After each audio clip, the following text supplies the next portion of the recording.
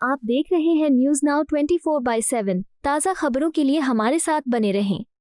चयनित शिक्षकों के चयन की प्रक्रिया को सफलतापूर्वक या उनकी नियुक्ति की प्रक्रिया को सफलतापूर्वक संपन्न करने के उपरांत इस नियुक्ति पत्र के साथ हम सबको जुड़ने का अवसर प्राप्त होता है।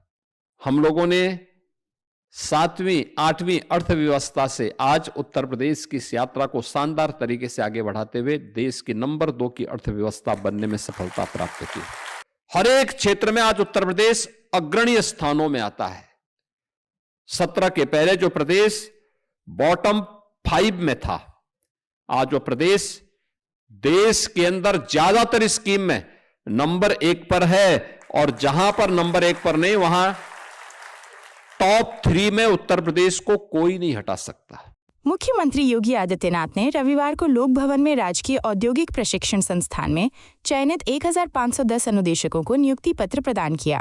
मुख्यमंत्री ने कुछ चुनिंदा अनुदेशकों को नियुक्ति पत्र प्रदान किया, जबकि सभी जिलों में आयोजित कार्यक्रम में सांसद और विधायक अभ्यर्थियों को नियुक्ति पत्र दिया। मुख्यमंत्री योगी आदित्यनाथ ने कहा कि देश को अनेक महानुभाव देने वाले प्रदेश को हमने बीमारू राज्य से उबारा। हमने प्रदेश के नौजवानों का साफ सुथरा मंच दिया, जिससे उत्तर प्रदेश की अलग पहचान बनी है। उत्तर प्रदेश के मुख्यमंत्री योगी आदित्यनाथ ने कहा, अगर हम 400 साल पहले की बात करें तो उत्तर प्रदेश देश का सबसे समृद्ध राज्य था। बड़े पैमाने पर लूटपाट, शोषण और अराजकता थी। विदेशी आक्रांताओं ने हमले किए, अंग्रेजों ने भी लूटपाट की, और इन सब के बावजूद जब 1947 में देश को आज़ादी मिली तो उत्तर प्रदेश भारत की अर्थव्यवस्था में नंबर 1 था। 1906 के बाद गिरावट शुरू हुई और 2016 तक उत्तर प्रदेश का योगदान घटकर सिर्फ 8% रह गया। जब नीतियां स्वार्थ वोट बैंक की चिंता और पारिवारिक हितों की रक्षा को ध्यान में रखकर बनाई जाती हैं, तो वे बर्बादी की ओर ले जाती हैं, जैसा कि इन लोगों ने उत्तर प्रदेश को पहुंचाया है। उत्तर प्रदेश वर्ष 2017 से पहले देश के विकास के योगदान देने के मामले में निचली पायदान पर था, और अब सभी अग्रणी राज्यों को पीछे छोड़कर लगातार आगे बढ़ रहा है। अब उत्तर प्रदेश देश का ग्रोथ इंजन है और दूसरी सबसे बड़ी अर्थव्यवस्था है। राजकीय औद्योगिक प्रशिक्षण संस्थान में नियुक्त 1510 अनुदेशक ईमानदारी से काम पर प्रदेश को आगे बढ़ाने का काम करें। मैं सबसे पहले एक निष्पक्ष और पारदर्शी भर्ती की प्रक्रिया के माध्यम से आप सभी के चयन के लिए आपको, आपके अभिभावकों को हृदय से बधाई देते हुए अधीनस्थ चयन आयोग को इस प्रक्रिया को पूरा करने के लिए हृदय से धन्यवाद भी देता हूं। प्रधानमंत्री मोदी जी ने देश के अंदर युवाओं को विकसित भारत के लक्ष्य को प्राप्त करने के लिए मिशन रोजगार के साथ अधिक से अधिक मात्रा में जोड़ने का जो संकल्प दिया है, हम सब उस संकल्प में सहभागी बन सकें, इसके लिए उत्तर प्रदेश के अंदर पिछले 8 वर्ष के दौरान 8.5 लाख से अधिक नौजवानों को हम लोगों ने सरकारी नौकरियां उपलब्ध करवाने में सफलता प्राप्त की है। आप देख रहे होंगे लगातार हर महीने कभी उत्तर प्रदेश लोक सेवा आयोग के माध्यम से,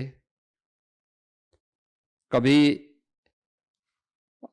अधीनस्थ सेवा चयन आयोग के माध्यम से, कभी शिक्षा आयोग के माध्यम से, कभी उत्तर प्रदेश पुलिस भर्ती बोर्ड के माध्यम से चयनित शिक्षकों के चयन की प्रक्रिया को सफलतापूर्वक या उनकी नियुक्ति की प्रक्रिया को सफलतापूर्वक संपन्न करने के उपरांत इस नियुक्ति पत्र के साथ हम सबको जुड़ने का अवसर प्राप्त होता है। और हमारा प्रयास होता है कि किसी भी नौजवान को उत्तर प्रदेश के अंदर चयन की इस प्रक्रिया में किसी भी स्तर पर भेदभाव का शिकार न होना पड़े, उसका किसी भी स्तर पर शोषण न हो, उसके साथ कोई भी भेदभाव न हो, उसकी योग्यता और उसकी क्षमता के अनुरूप उसे शासन के विभिन्न विभागों में कार्य करने का अवसर प्राप्त हो सके। इसके लिए इस निष्पक्ष प्रक्रिया को पिछले 8.5 वर्ष के अंदर उत्तर प्रदेश सरकार ने पूरी ईमानदारी और प्रतिबद्धता के साथ संपन्न करने में सफलता प्राप्त की है। और आज उसी का परिणाम है कि जो सख्ती की गई थी, उस सख्ती का परिणाम है कि निष्पक्ष भर्ती की प्रक्रिया के परिणाम स्वरूप जो युवा चयनित हुए, उन्होंने भी पूरी ईमानदारी के साथ उत्तर प्रदेश सरकार का हिस्सा बनकर के अपनी प्रतिभा और अपनी ऊर्जा का लाभ उत्तर प्रदेश को दिया। आज परिणाम हमारे सामने है। आप में से ज्यादातर लोग इस बात को जानते हैं। आज से 8 वर्ष पहले आप में से ज्यादातर जो नवनियुक्त अनुदेशक हैं, वे अपने पॉलिटेक्निक में या स्कूली जीवन में रहे होंगे और उस समय इस बात का अनुभव क्या होगा आप लोगों ने कभी कि उत्तर प्रदेश के साथ 2 बातें चस्पा थी। एक, उत्तर प्रदेश का नौजवान या उत्तर प्रदेश का कोई नागरिक उत्तर प्रदेश के बाहर जाता था तो उसके सामने एक पहचान की संकट खड़ी होती थी। लोग हे दिस से देखते थे। परिणाम था उत्तर प्रदेश के नागरिकों के मन में एक हीन भावना पैदा होती थी। और दूसरा, हमारे ऊपर एक लेवल लगा दिया गया था कि ये बीमारू राज्य है, यानी देश के विकास का बैरियर है। इतना बड़ा राज्य, इतना संसाधनों से भरपूर राज्य, प्रकृति की और परमात्मा की असीम कृपा वाला राज्य, जिस राज्य में बार बार ईश्वर को भी अपने किसी न किसी अवतार के रूप में जन्म लेना पड़ा, आना पड़ा, ऐसा राज्य और बीमारू हो जाए, पहचान के संकट के दौर से गुजर जाए, कोई भी व्यक्ति अपने आप को सुरक्षित महसूस न करे, पर्व और त्योहारों के समय जब उत्साह और उमंग का माहौल हर एक चेहरे पर दिखना चाहिए, उस समय पर्व और त्योहार की आशंका उनकी जवान को खामोश कर देती थी। लोगों के मन में एक भय तैरने लगता था, पता नहीं कहां पे क्या हो जाए। उस राज्य में पिछले 8 वर्ष के अंदर हम लोगों ने 7वीं 8वीं अर्थव्यवस्था से आज उत्तर प्रदेश की इस यात्रा को शानदार तरीके से आगे बढ़ाते हुए देश की नंबर 2 की अर्थव्यवस्था बनने में सफलता प्राप्त की। बीमारू राज्य के लेवल को उखाड़ फेंक करके आज भारत के विकास के ग्रोथ इंजन के रूप में उत्तर प्रदेश को स्थापित करने में सफलता प्राप्त की है। और ये तब हुआ है जब उत्तर प्रदेश के 25 करोड़ की आबादी ने उत्तर प्रदेश सरकार से जुड़े हुए सभी अधिकारी कर्मचारियों ने, हर स्तर के नागरिक ने, और जनप्रतिनिधि ग्राम पंचायत का हो, क्षेत्र पंचायत का हो, जिला पंचायत का हो, नगर निकाय का हो, मान्य विधायक हो, मान्य सांसद हो, शासन के मंत्री हो और डबल इंजन की सरकार हो, इन सब ने जब मिलकर के प्रयास किया तब ये परिणाम हमारे सामने आए। आज उत्तर प्रदेश देश के अंदर सबसे तेज गति से अग्रसर प्रदेशों में गिना जाता है। सबसे तेज गति से विकास की दर उत्तर प्रदेश की देश के अंदर सर्वाधिक है। हर एक क्षेत्र में आज उत्तर प्रदेश अग्रणी स्थानों में आता है।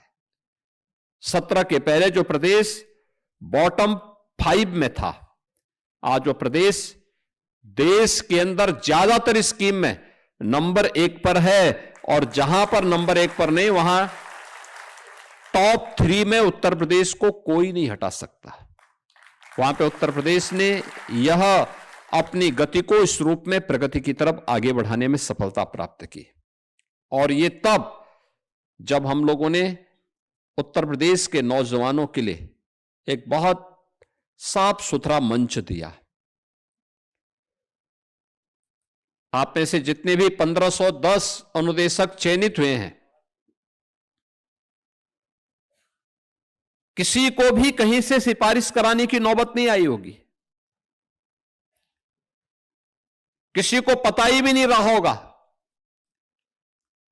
कि उसका चयन होगा नहीं होगा।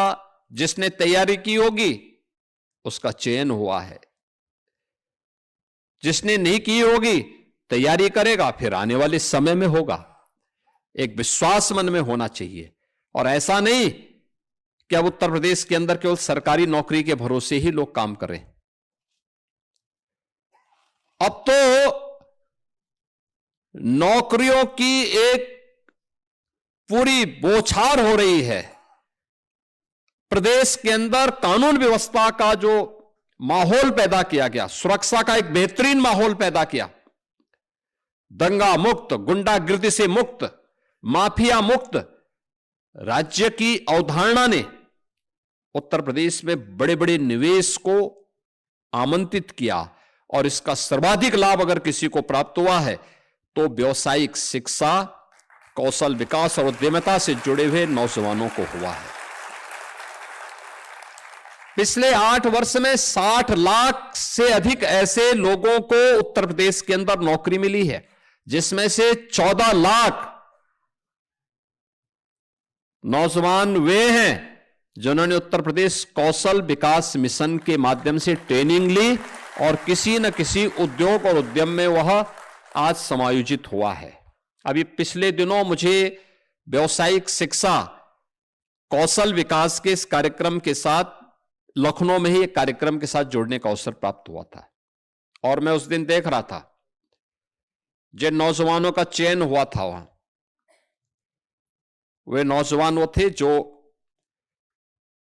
आप सोचिए, आईटीआई पास है, स्किल मिशन के माध्यम से, यूपी स्किल मिशन के माध्यम से उनका चयन हुआ, और जो कंपनी उनको ले जा रही थी, कोई उनको 1 लाख रुपए दे रही थी, किसी को 75,000 रुपए दे रही थी, किसी को 50,000 रुपए दे रही थी। 35,000 से कम तो किसी भी नौजवान का नहीं था। आप मुझे बताओ, आज से 8 साल पहले कोई कल्पना करता था? 8 साल पहले तो कोई उद्योग भी नहीं लगाता था यहां पे। जो उद्योग थे वही यहां से बाइंड अप होकर के जा रहे थे, बंद होकर के जा रहे थे। अब उन्हें नौकरी मिल रही है। आप सोचिए कि पहले जो आईटीआई थे वे ही बंद हो रहे थे, अब आईटीआई में 300 से अधिक आईटीआई तो केवल सरकार चला रही है। पिछले 8 वर्ष में 60 से अधिक नए गवर्नमेंट के स्तर पर नए आईटीआई बनाए गए, और निजी क्षेत्र में भी 3000 से अधिक आईटीआई बने हुए हैं, जिन्होंने नए नए ट्रेड के साथ, लगभग 100 ऐसे ट्रेड वर्तमान में चल रहे हैं जो देश और दुनिया की वैश्विक मार्केट की, ग्लोबल मार्केट की आवश्यकताओं की पूर्ति करने के लिए स्किल मैन पावर की आपूर्ति कर सके।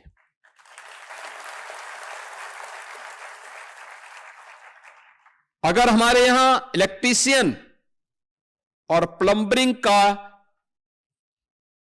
ट्रेड है तो आर्टिफिशियल का भी है, रोबोटिक का भी है, और ड्रोन टेक्नोलॉजी का भी है। ऐसा नहीं कि हमने केवल परंपरागत ट्रेड में ही अपने नौजवानों को हम आगे बढ़ा रहे हैं। केवल व्यावसायिक शिक्षा में उन्हीं के लिए सर्टिफिकेट कोर्स नहीं है, उनके लिए तो है ही, क्योंकि इलेक्ट्रीशियन की आवश्यकता हमेशा रहेगी। हर घर नल की योजना के बाद प्लम्बर की आवश्यकता बढ़ी। पीएनजी की जो पाइप गैस लाइन की व्यवस्था बिछाई जा रही है, ये बृहद स्तर पर जाएगी तो नए प्लम्बर की आवश्यकता पड़ेगी। वह भी जिम्मेदारी इस विभाग के पास। लेकिन साथ साथ हम मॉडर्न ट्रेड में, जिसे आप न्यू एज ट्रेड कह सकते हैं, उसमें अपने नौजवान को पीछे नहीं कर सकते। और इसलिए टाटा टेक्नोलॉजीज के साथ मिलकर के 150 आईटीआई को इन सब प्रकार के ट्रेड के साथ जोड़ करके आज हम उत्तर प्रदेश के नौजवानों को नए समय के अनुरूप, ग्लोबल मार्केट की आवश्यकता के अनुरूप उस प्रकार की ट्रेनिंग दे रहे हैं। और उसी का परिणाम है कि अब उत्तर प्रदेश का नौजवान उत्तर प्रदेश के अंदर या देश के अंदर या दुनिया के अंदर कहीं भी अपने लिए रोजगार मांगेगा नहीं, बल्कि कंपनियां आकर के उसका चयन करके लेकर के जाएंगे। यह इसलिए हुआ क्योंकि सरकार की मंशा साफ है, नियत स्पष्ट है, होना है। हर व्यक्ति अपने अनुसार अपने रोजगार को चयन करने के लिए स्वतंत्र होना चाहिए और उसकी सुविधा दी गई। याद करिए, आज से 8 वर्ष पहले उत्तर प्रदेश के अंदर नए उद्योग की बात तो दूर, जो परंपरागत उद्यम भी था, उसके जो क्लस्टर थे वे भी बंदी के कगार पर थे। उत्तर प्रदेश ऐसा नहीं कि हमेशा ऐसे विपन्न रहा होगा, जो 8 वर्ष पहले करके छोड़ दिया गया था।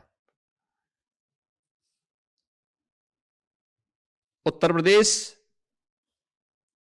आज से 400 वर्ष पहले की बात अगर करेंगे तो देश का सबसे समृद्ध राज्यों में था। व्यापक लूट खसोट और अराजकता के बावजूद, यानी विदेशी आक्रांताओं के हमले भी हुए, अंग्रेजों ने भी लूटा, उस सब के बावजूद जब ये देश 1947 में स्वतंत्र हुआ था, तब भी उत्तर प्रदेश देश के सबसे बड़ी अर्थव्यवस्था उत्तर प्रदेश थी। भारत की सबसे बड़ी अर्थव्यवस्था उत्तर प्रदेश थी। 1960 तक भी उत्तर प्रदेश का जो योगदान था भारत की अर्थव्यवस्था में 14% था। और 1947 से 60 तक भी उत्तर प्रदेश देश के नंबर 1 की अर्थव्यवस्था थी। 60 के बाद उसमें गिरावट आनी प्रारंभ हुई और 2016 आते आते उत्तर प्रदेश का जो कंट्रीब्यूशन था वह मात्र 8% के आसपास रह गया था। हम 8वीं अर्थव्यवस्था बनकर के रह गए थे। नंबर 1 से 8 पर पहुंचा दिया था इन लोगों ने। एक कारनामे थे, जब नीतियां स्वयं के स्वार्थ को ध्यान में रख करके, वोट बैंक की चिंता करके और परिवार के हितों के संरक्षण करने के लिए जब बनाई जाती हैं तो वो दुर्गति की तरफ ऐसे लेके जाती हैं जैसे उत्तर प्रदेश को लेके गए थे लोग। जहां नौजवान के सामने पहचान का संकट था, जहां बेटी और व्यापारी अपने आप को असुरक्षित पाते थे, जिस राज्य में पर्व और त्योहार के पहले उत्साह और उमंग तो कोसों दूर, हर व्यक्ति के चेहरे पर एक भय और दहशत का माहौल होता था, पता नहीं अब क्या होगा, तो उसके सामने पहचान का संकट आना ही था। आज आप देख रहे होंगे उत्तर प्रदेश आज पूर्णिमा है। आज कई जगहों पर पूर्णिमा का स्नान हो रहा है। सायंकाल रात्रि में चंद्रग्रहण भी लगेगा। अलग अलग उत्सव उससे पहले संपन्न हो चुके होंगे। अभी गणपति महोत्सव हुआ, उसी बीच में बाराफात भी आया। कहीं कोई दंगा हुआ क्या? कहीं कोई गुंडागर्दी हुई क्या? आज लाखों की संख्या में लोग स्नान कर रहे हैं, अयोध्या में, काशी में, प्रयागराज में, गढ़मुक्तेश्वर में और भी अन्य महत्वपूर्ण तीर्थों पर। कहीं कोई दिक्कत नहीं, व्यक्ति आराम से अपनी श्रद्धा के अनुरूप जा रहा है। उसको पर्व और त्योहार मनाने की पूरी स्वतंत्रता है, सरकार वहां पे सुविधा उपलब्ध करवाती है। लेकिन क्या 8 वर्ष पहले क्या संभव था? क्या 8 वर्ष पहले इस प्रकार की नियुक्ति पत्र वितरण के इवेंट हो पाते थे क्या? वे कर ही नहीं सकते थे। क्योंकि करते कैसे? एक तो भर्ती की प्रक्रिया ही पूरी नहीं हो पाती थी, क्योंकि हर भर्ती की प्रक्रिया में कोई ना कोई ऐसा लकुना लग जाता था कि उसको माननीय न्यायालय के द्वारा रोक लगा दी जाती थी। इतना पैसा ले लिया जाता था कि वह किसी भी अभ्यर्थी से आंख से आंख मिलाकर के बात करने की स्थिति में नहीं होते थे। क्या पुलिस की भर्ती हो, क्या शिक्षकों की भर्ती हो, क्या अनुदेशकों की भर्ती हो, और क्या किसी अन्य विभाग की भर्ती हो। क्योंकि जब व्यक्ति बेईमानी और भ्रष्टाचार का सहारा लेता है तो उसका नैतिक पतन हो चुका होता है। वह फिर चेहरा उठाकर के बात करने की स्थिति में नहीं होता है। और कमोबेश यही स्थिति 2016 के पहले सरकार ने कर दी थी। उस समय सरकार में बैठे हुए लोगों ने कर दी थी। परिणाम था उत्तर प्रदेश का नौजवान हताशा और निराशा के दौर से गुजर रहा था। जब नौजवान हताश और निराश होगा तो अर्थव्यवस्था को तो बैठना ही बैठना है। अर्थव्यवस्था तो नीचे गिरेगी ही गिरेगी। और यही होता था पिछले 8-8.5 वर्ष के अंदर, जब सामूहिक रूप से प्रयास हुआ। आज परिणाम है कि नौकरी सरकारी क्षेत्र में भी है, निजी क्षेत्र में भी है, स्वयं का रोजगार भी है, और बड़े बड़े रोजगार मेले लग करके वहां पर लोगों के लिए कहा जाता है कि भाई आप भी अपने अनुसार चयन करिए, आप कहां जाना चाहते हैं। स्वयं का स्टार्टअप स्थापित करना है, स्वयं का उद्यम स्थापित करना है, उसके लिए भी स्कीम है। हमने युवा उद्यमी स्कीम भी एक लागू की है अभी, और युवा उद्यमी स्कीम के माध्यम से हम लोगों ने व्यवस्था की, कोई युवा अपना स्वयं का रोजगार स्थापित करना चाहता है, पहले चरण में 5 लाख तक का ऋण उस युवा को, 21 वर्ष से 40 वर्ष का जो युवा होगा, हम उसको ब्याज मुक्त और गारंटी मुक्त ऋण देंगे, और मार्जिन मनी भी 10% तक देंगे। आप अनुमान करिए, जनवरी में हमने प्रारंभ की स्कीम, अब तक 70,000 से अधिक युवा इस स्कीम के अंदर आच्छादित हो चुका है, वो ले चुका है लोन, काम अपना शुरू कर दिया है। हर वर्ष 1 लाख युवा को हम इस स्कीम के साथ जोड़ने वाले हैं। इतने बड़े पैमाने पर आ रहे हैं। इसके बाद जब वह अपना मूलधन देगा, वापस कर देगा बैंक को, क्योंकि ब्याज तो सरकार देगी, गारंटी भी सरकार दे रही है, तो मूलधन का जो शेष राशि जब वो वापस कर देगा तो अगली बार उसको फिर अपने उद्यम के लिए, अपने व्यवसाय के लिए लोन चाहिए होगा। 7.5 लाख तक का फिर ब्याज मुक्त और गारंटी मुक्त हम लोन देंगे। तीसरे चरण में 10 लाख तक देंगे। ये सभी प्रक्रियाएं सरकार के युवाओं को प्रोत्साहित करने वाली योजनाएं हैं, युवाओं को आगे बढ़ाने वाली है, और परिणाम है वह युवा भी पूरी ईमानदारी और प्रतिबद्धता के साथ लग करके उत्तर प्रदेश के विकास में अपना योगदान दे रहा है। आज इसीलिए आप देख रहे होंगे प्रधानमंत्री जी ने कहा vocal for local. Uttar Pradesh ने 1 डिस्ट्रिक्ट 1 प्रोडक्ट दे दिया। हर जिले का एक प्रोडक्ट आज देख रहे होंगे देश के अंदर छाया हुआ है। अकेले उत्तर प्रदेश है जिसने सबसे पहला भी किया और सबसे प्रभावी ढंग से आगे बढ़ाया, और 1 डिस्ट्रिक्ट 1 प्रोडक्ट कि स्कीम आज देश के अंदर छा गई है। परंपरागत हस्तशिल्पी और कारीगरों के लिए भी हम लोगों ने कार्य किया।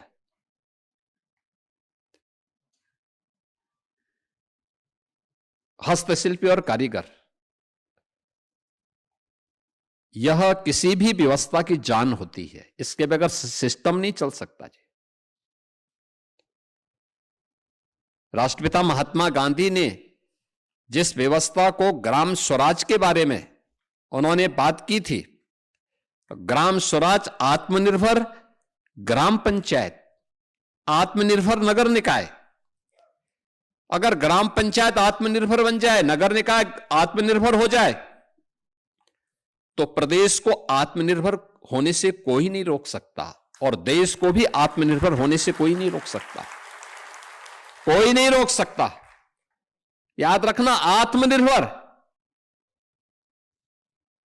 होना ही हमारे विकसित होने की पहली शर्त है। पहली शर्त है। प्रधानमंत्री जी ने यही विजन दिया है देशवासियों को कि भाई हमने देश की अर्थव्यवस्था को 11वीं अर्थव्यवस्था से लाकर के चौथी अर्थव्यवस्था बना दिया है। अगले 1-2 वर्ष में भारत देश की तीसरी बड़ी अर्थव्यवस्था बनेगा। तीसरी अर्थव्यवस्था बनने के बाद हमें अब नंबर 1 और 2 की लड़ाई के लिए अपने आप को तैयार करना है। 140 करोड़ भारतवासियों को इसके साथ जुटना पड़ेगा।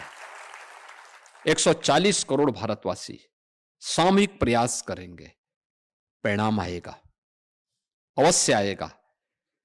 और जो प्रयास आज देश के अंदर हुए हैं, उसमें हमें आत्मनिर्भरता के उस लक्ष्य को प्राप्त करने की दिशा में भी अपने स्तर पर कार्य करना होगा, जिसमें आपकी बड़ी भूमिका होने वाली है। याद रखना, सीखने और सिखाने में कोई गुरेज नहीं करनी चाहिए। हो सकता है आपने ट्रेनिंग जब ली होगी उस समय उस प्रकार का ट्रेड नहीं रहा होगा, आप सीखे ना, उसी से मिलता जुलता कोई ना कोई ट्रेड होगा, उसमें सीखिए। 1 महीने आप चूंकि उस क्षेत्र में है, आपको कम समय लगेगा, लेकिन सीखेंगे और उसमें पारंगत होंगे। नए लोगों को उसमें ट्रेंड करिए, उसको और आगे बढ़ाइए। आपके द्वारा प्रशिक्षित जो युवा हो वह इतना सुयोग्य हो, उसको इतना स्किल मैन पावर आप वहां से तलाश करके भेजिए कि जो भी वहां से निकले उसके लिए ग्लोबल मार्केट में कहीं भी उसकी स्किलिंग पर कोई प्रश्न चिन्ह न खड़ा करे। और इसीलिए जब हम यहां पर हैं, मैं आज इस बारे में कहूंगा व्यावसायिक शिक्षा, कौशल विकास और उद्यमिता विभाग को, कि हमारे जो रोजगार मेले लगते हैं वह केवल विभाग अकेले न लगाएं, एमएसएमई विभाग को भी अपने साथ जोड़ें, सूक्ष्म लघु मध्यम उद्यम विभाग को अपने साथ जोड़ें, श्रम और सेवा योजन विभाग को भी अपने साथ जोड़ें। ये तीनों मिलकर के एक साथ अपने अभियान को, श्रम और सेवा योजन, सूक्ष्म लघु मध्यम उद्यम और व्यावसायिक शिक्षा, कौशल विकास और उद्यमिता विभाग, ये तीनों मिलकर के एक साथ अगर इस अभियान को चलाएंगे, मेरा यह मानना है उत्तर प्रदेश में नौकरियों की एक नई बौछार आती हुई दिखाई देगी। बड़े पैमाने पर हम लाखों नौजवानों के लिए ऐसे रोजगार की सुविधा उपलब्ध करवा सकते हैं, जैसे 17 के पहले जो क्षेत्र बीमार था, जैसे परंपरागत उद्यम हर जिले में थे, बंद थे, हताशा थी, निराशा थी, सरकार ने थोड़ा सा उसको जोड़ा, आपस में थोड़ा सपोर्ट किया, एग्जीबिशन लगाए, उनको डिजाइन दी, ट्रेनिंग दी, मार्केट की व्यवस्था के साथ उन्हें लिंक किया। 2 करोड़ लोगों को उसमें सीधे सीधे रोजगार प्राप्त हुआ। 2 करोड़ लोगों को। आप सोचो, उत्तर प्रदेश, आज उत्तर प्रदेश में 96 लाख एमएसएमई यूनिट हैं। 96 लाख। और समय पे उठाए गए कदम का परिणाम क्या होता है? यह संकट का साथी होता है। समय पे कदम उठाए गए थे। जब कोविड आया और उत्तर प्रदेश का कामगार और श्रमिक जो अन्य राज्यों में काम कर रहा था, जब वहां से वह पलायन करने के लिए मजबूर हुआ, तो उत्तर प्रदेश में हमने इन 40 लाख कामगार और श्रमिकों को इन्हीं एमएसएमई यूनिट में ही समायोजित किया था कि भाई आप एक एक दो दो लोगों को अपने हाथ जोड़ो, और सभी लोगों ने अपने हाथ जोड़ा था। परिणाम था हमारे यहां कोई भी व्यक्ति खाली हाथ नहीं रहा, कोई व्यक्ति खाली हाथ नहीं रहा। ऐसे ही सुरक्षा का बेहतर माहौल दिया गया। परिणाम क्या है? यहां पे निवेश आया। 15 लाख करोड़ रुपए से अधिक के निवेश को जमीनी धरातल पर उतारने में सफलता प्राप्त हुई। तो 60 लाख से अधिक नौजवानों के लिए नौकरी और रोजगार की सुविधा प्राप्त भी हुई। और सरकारी नौकरी अलग है। सरकारी नौकरियों ने भी एक नई गति दी है। आज पीईटी की जो परीक्षा है आज भी चल रही है, कल भी थी, आज भी है। 25 लाख नौजवान उसमें बैठ रहे हैं। इन 25 लाख नौजवानों के लिए हमें नौकरी की व्यवस्था करनी है अलग अलग सेक्टर में, और मैं मानता हूं उत्तर प्रदेश इसको दे सकता है। उत्तर प्रदेश में संभावना है, अलग अलग सेक्टर में हम इन्हें उपलब्ध करवा सकते हैं। कोई सरकारी नौकरी पाएगा, कोई निजी क्षेत्र में नौकरी पाएगा, कोई एमएसएमई सेक्टर में पाएगा, और कोई स्वयं का उद्यम स्थापित करेगा। उसकी उस स्केल को, जो 25 लाख का स्केल दिखाई देता ना, इस स्केल को स्किलिंग के साथ अगर हम जोड़ देंगे तो उसके हाथ को कार्य ही कार्य मिलेगा, और उस कोई भी बेरोजगार नहीं होगा। यह मेरा पूरा विश्वास है। आज के इस अवसर पर आपको कार्य मिला है, एक नियुक्ति पत्र प्राप्त हो रहा है। इस नियुक्ति पत्र के अवसर पर मैं आपसे यही कहना चाहूंगा कि आपने आवेदन करने से लेकर के आज नियुक्ति पत्र वितरण तक कोई भी किसी भी स्तर पर आपको सिफारिश नहीं करनी पड़ी, कोई लेन देन नहीं हुआ किसी भी स्तर पर। तो आपको भी इस बात को ध्यान में रखना होगा। ये 1510 लोगों को एक साथ नियुक्ति पत्र केवल व्यावसायिक शिक्षा विभाग में एक साथ मिल रहा है इस समय। याद करिए, बहुत बड़ी संख्या है ये, और ये एक साथ मिल रहा है बिना किसी सिफारिश के, बिना किसी लेन देन के। तो सरकार भी आपसे यह अपेक्षा रखती है कि आप भी जब अपने अपने आईटीआई में जाएंगे तो इसी प्रतिबद्धता के साथ, ईमानदारी के साथ, जिन छात्रों को आप वहां पे एक इंस्ट्रक्टर के रूप में वहां पर गाइड करेंगे, उसमें जितना बेहतरीन हो सकता है उतना करने के लिए, उतना बेहतरीन प्रदर्शन करने के लिए आप वहां पर उस आईटीआई को एक नए मंच के रूप में, स्किलिंग के एक नए मंच के रूप में स्थापित करने में आगे बढ़ाएंगे। ये उम्मीद सरकार करती है। इसके लिए आपके लिए कोई टाइम बाउंड नहीं होना चाहिए। होता क्या है, सरकारी नौकरी एक बार प्राप्त कर ले तो लोग फिर बोलने लगते हैं, अरे साहब अब तो हो गया। अब वो समय देखने लगता है, टाइम पास करता है। टाइम पास करने से हो सकता है कि आप तत्काल अपने मन को संतुष्ट कर लेते होंगे, लेकिन वह समय किसी न किसी काल से जुड़ा होता है। वह काल फिर कभी माफ नहीं करता है, कभी नहीं। हमें याद करना होगा, ईमानदारी के साथ किए गए प्रयास का परिणाम अवश्य आएगा, और उस अवश्य परिणाम को हमें लेकर के रहना है। आज के इस अवसर पर मैं प्रदेश भर के 1510 चयनित नवनियुक्त अनुदेशकों को नियुक्ति पत्र प्राप्त होने पर उन सबको, उनके अभिभावकों को एक बार फिर से बधाई देता हूं। अधीनस्थ सेवा चयन आयोग को इस नियुक्ति की प्रक्रिया को संपन्न करने के लिए धन्यवाद देता हूं, और विश्वास करता हूं कि व्यावसायिक शिक्षा को और बेहतर बनाने में इसको आगे बढ़ाएंगे। इसके साथ ही एक और चीज मैं आप यहां पे जोड़ना चाहूंगा। व्यावसायिक शिक्षा विभाग अपने यहां एक कैरियर काउंसलिंग का भी सेल हर एक आईटीआई में जरूर खोले। ये इसलिए खोलें कि वहां पे बच्चों को शुरू से ही इसके बारे में प्रशिक्षण दिलाया जा सके। और कुछ क्षेत्रों में हमें देखना चाहिए प्रदेश के अंदर अलग अलग इंडस्ट्री की डिमांड क्या है, मार्केट की डिमांड क्या है। ये तीनों विभाग मिलकर के एक सेल यहां भी गठित करें जो मार्केट की डिमांड को देखता रहे। विभिन्न जो भी एम्बेसीज हैं उनके साथ संवाद बनाएं, दुनिया में क्या है, देश के अलग अलग राज्यों में कैसी मैन पावर चाहिए, यानी राज्य में, देश में और दुनिया में। फिर उसी अनुसार उन्हें यहां पर लैंग्वेज का भी अभ्यास कराना, उस प्रकार के ट्रेड को विकसित करके उस प्रकार के स्किल मैन पावर को भी उपलब्ध करवाने का कार्य कर पाएंगे तो उत्तर प्रदेश विकसित भारत की परिकल्पना को साकार करने में उस भूमिका को 2047 के पहले पहले उत्तर प्रदेश भी एक विकसित उत्तर प्रदेश के रूप में अपने आप को स्थापित करने के प्रधानमंत्री जी के विजन को आगे बढ़ाने में सफल हो पाएगा। आज के इस अवसर पर मैं आप सबको एक बार फिर से हृदय से बधाई देता हूं। धन्यवाद। जय हिंद। आपको यह वीडियो पसंद आया हो तो इसे लाइक करें, हमारे चैनल को सब्सक्राइब करें।